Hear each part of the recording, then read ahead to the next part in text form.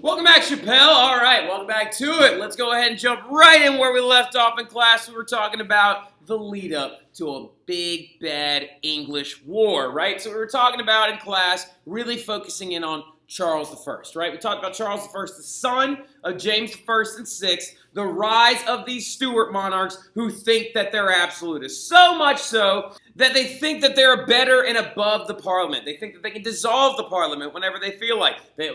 James thinks he can make tobacco leader. That's why he almost got blown up. And then also their grandma and mom was executed by Elizabeth. So as you can see, the Stuarts are heavily ingrained into English history, and also going into what we really focused in class on talking about Charles, right? We talked about Charles, his personal disagreements with his dad, the fact that his brother died. We talked about his weird stammer therapy with his teeth and the rocks and all that stuff. But the biggest thing we focused on was this period of time called the 11 Years of Tyranny, where we actually discussed the fact that Charles collected taxes for 11 years by himself with no parliament, pretty much violating the Magna Carta out of the yin-yang.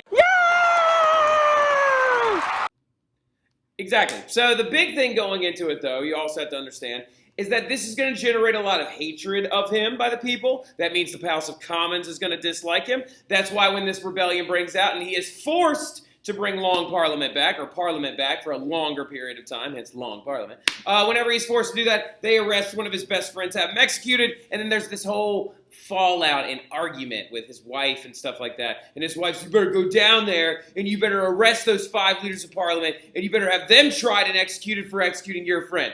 So what ends up happening, though, of course, he bangs on the door, he knocks, he says, open the door in the name of the king, and they're just like, no. And then those 5 guys escape out the back door.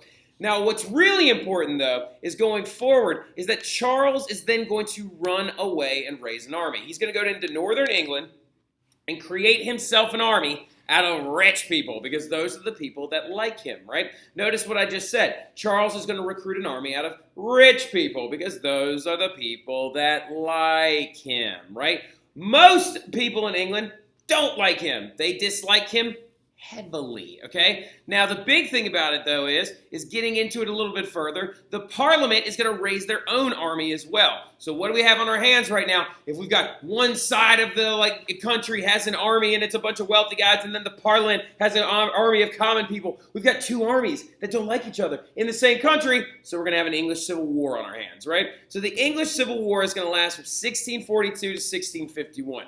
Important little tidbit is that it is not one continuous war for 9 years. It's a war that happens in several different phases, right? And so it's actually technically, if you really want to look at it, it's 3 different wars. So if you really, really cook it down and stuff like that. Now, the thing about it, though, is you're also not going to see the end of the Stuarts at the end of this at all. You're going to see them stay around and everything like that. And the English Civil War is going to mainly be fought by 2 different sides, right? So you're going to have one side that support Charles, and they're super wealthy, and they're all rich, and they're nobles and stuff like that, because they're in the countryside, and they've been disconnected with the House of Commons and the Parliament for a really long time.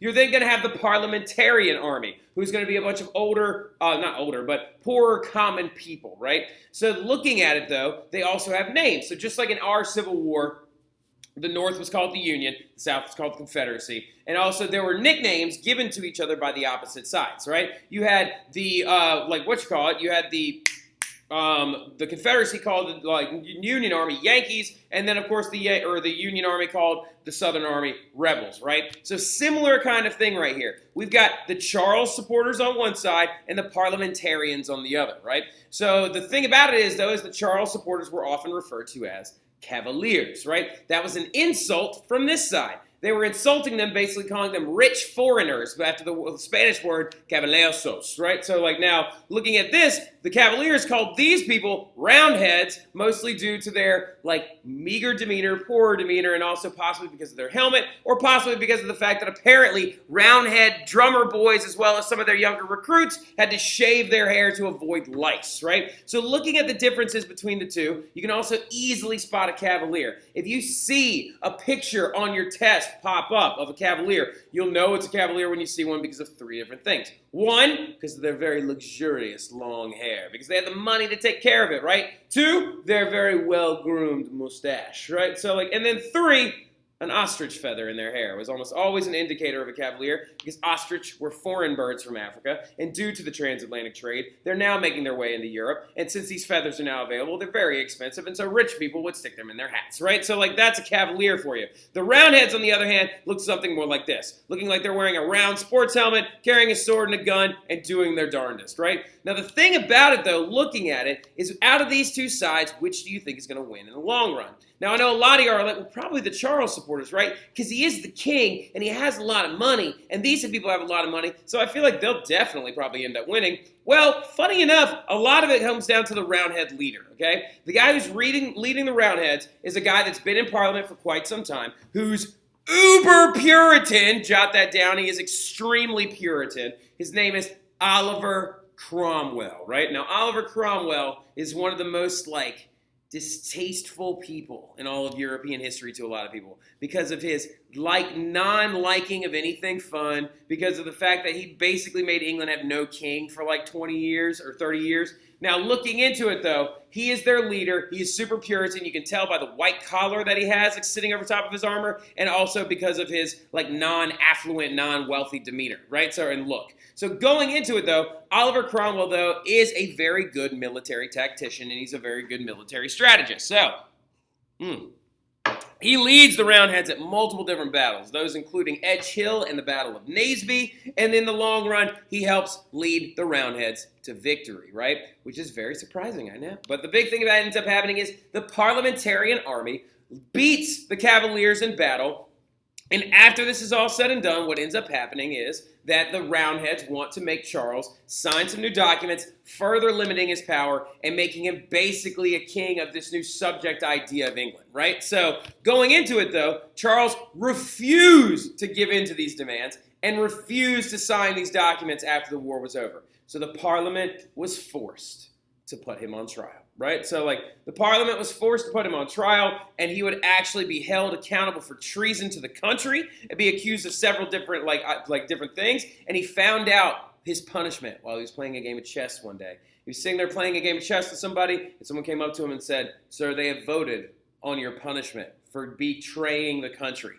and it will be death." Right? They tried him, and then Charles, the first of England, their king, would be executed by their own people. He is, up to this point in history, the only leader to ever be executed by his own people. Now, because Mary Queen of Scots was a leader, but the thing about it was she was executed by her cousin, who was also a leader in a royal, so it's a little bit different. But the big thing about it, though, is he is the only leader up to this point in European history that's had the people get together in the House of Commons and vote for his death. This is actually the scene of his death, the huge crowd that arrived to see Charles executed. Apparently, the day that he went out there to be executed, though, he was wearing two shirts because it was very cold on this January day. It was January 30th. And looking at the whole thing is that also he wore two shirts so he wouldn't shiver and look weak. And also remember, he was like 5'4", he was like kind of tiny and stuff like that. He also took an orange and stuffed it with cloves and stuck it in his pocket so in case the smell would keep him from fainting and stuff like that. But he put his head down on the block with no blindfold and no hood. And Charles would be executed. As you can see, the executioner is sitting right here with Charles's severed head in his hands. Look at that. That's gross. All right. So Charles is going to end up being beheaded. Well, wait a minute. If Charles is executed, who takes over the kingship now? Is it going to be his son? Because remember, we talked about this in class. He had two sons during that 11 years of tyranny, during his personal rule, the best 11 years of his life, right? During that time, does that mean that, one of Charles Jr., Charles II, is that going to be the big thing? Is like the next Charles going to take over? Well, what ended up happening is the fact that actually Cromwell takes over. What? Cromwell takes over, and he creates England into a republic. That's right. England's going to have no kings for quite some time. Let's double check the years on that real quick just so it can help you out a little bit. So if you're making a timeline or something like that. The Commonwealth period in England. Here we go. The Commonwealth period in England lasted from 1649 to 1660. So you're talking about 11 years, okay? So about 11 years with no king, right? 11 straight years that no king was had in England. The only guy to be in charge was this guy right here, a guy by the name of Cromwell, right? And it was ran completely by Puritans. Oh no. So the big thing about it, though, when you're looking at it, is that you have to understand that no one wants Puritans to be in charge of anything. Why? Because they're Calvinists, right? So the thing about it is Puritans are these Calvinists that believe that nothing fun should exist in society. Remember we talked about John Calvin back in the day, and we talked about how literally he was like, no drinking, no singing, no stuff in fun, no toys for kids, no sports, no things that distract from the worship of God. You got one of those types of people now ruling over your entire country. Now, how is he going to make it possible for him to do sweeping judgments and things like that? Because remember, it's a republic, and he's now in charge. So that means that he's not a king, so he has to work with the parliament, right? Well, he creates this thing called his rump parliament, right? The rump parliament is when Charles entered in, jot this down, when Cromwell enters into the scene, and he decides that he wants to fire every person in Parliament that doesn't support him. Not everyone in Parliament, just his non-supporters, and then replace them with supporters of his ideas, right? And so he creates this thing that basically will pass anything he tells them to, right? And it's called his rump parliament. And the rump parliament is very conservative and starts banning stuff in England left and right, okay? In England, under Cromwell, so many crazy things happened under his rump parliament, right? He invaded Ireland, killing many Catholic priests and civilians. He led another war against Charles Jr. That's right. I don't know if you know this or not, but the third phase of the English Civil War, after Charles is already dead, his son comes back to the comes back to Britain, right? And actually joins up with the Scots because their king is now dead. So Scotland was like, we're not with you anymore. And they broke away, and Charles led the Scottish armies against the English ones, trying to take the crown back, and he lost, right? Because Cromwell beat him again and again and again. And it actually sent Charles on the run. Charles Jr., who would later be Charles II, actually was running all over the island, trying to stay away from the Cromwell supporters because he was afraid that he was going to be captured, tried, and executed just like his dad was and all this other stuff. And he actually ends up hiding in all these little spaces and places. At one point, he ends up hiding in this thing called a priest hole, right? He ends up in Wales, and he's inside of a home of people that are secretly Catholic, right? They've been hiding, and they've been undercover secret Catholics this whole time.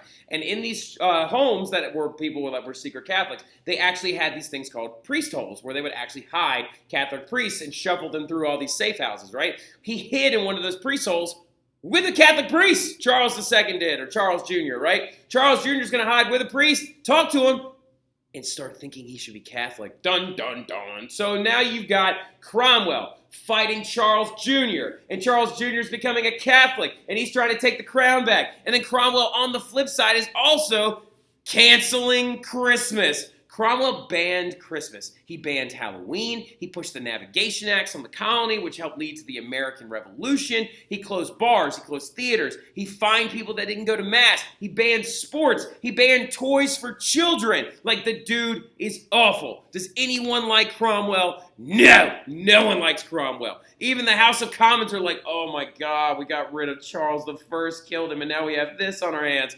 People in England are not that happy with their choice, right? You ever made a choice in your life and you're like, ooh, I regret this choice. Yeah, well, same kind of thing happens right here, right? So in the long run, he ends up coming to power, and as you can see, there's only one good thing he does, right? So Cromwell does a lot of awful stuff during his reign and under his rump parliament, right? He created himself into this really, really intense figure that the only good thing he ever did was he allowed the Jews to come back to England and have safe haven there, right? Thank you for doing that, Cromwell, but I would still like to be able to go to a theater, sing in the street, wear whatever clothes I want, and do everything else, right? So as you can see, under Cromwell, life was awful, except for, of course, the fact that he was religiously tolerant. Now, to Jewish people, not the Catholics. Now, looking at the entire thing, though, as well, this dude, then on top of everything else, turned England into military districts. Now, AP student of mine and I actually have back and forth conversations all the time.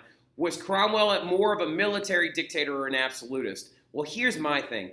Cromwell was dangerously close to an absolutist. You can jot this down somewhere. Cromwell was actually the closest to an absolutist that England ever got. Because as you can tell, Cromwell is doing whatever he wants. He has supreme authority with his rump parliament behind him that will pass anything he wants, right? He literally turns it into military districts, appoints himself as this new person called the Lord Protector. Jot that down, okay? Jot that down. Like, he called himself the Lord Protector, right? Lord is dangerously similar to the phrase king, right? So, and look at these two seals. This right here is a wax seal of Charles I, demonstrating royal authority on decrees he would make, right? So it has Charles I, before he died, before he was executed by Cromwell, sitting atop of a horse, riding through a field with a greyhound underneath him, looking like a noble knight who's on a hunt, right? And then you have this side, the Lord Protector, as you can see. See that? Protector, the Lord Protector.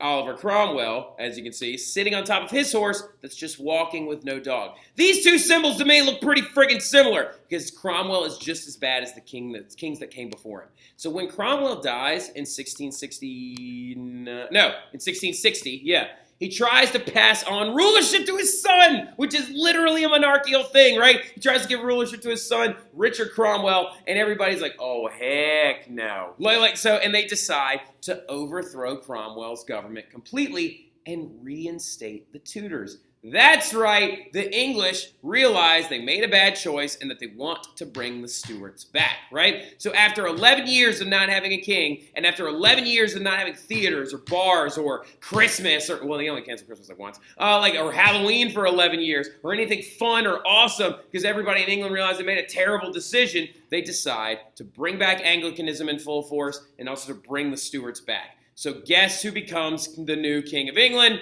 Charles II, right? And there's a fun little thing about Charles II. You can write this down underneath his name. He is known as the Merry Monarch, right? So M-E-R-R-Y, not M-A-R-Y. M-E-R-R-Y, M-O-N-A-R-C-H. Make sure you write that down. He's the Merry Monarch. The reason why he's called the Merry Monarch is because of this. My name is Charles II. Oh, hail the King of Bling. Let's sing, bells ring, ding ding.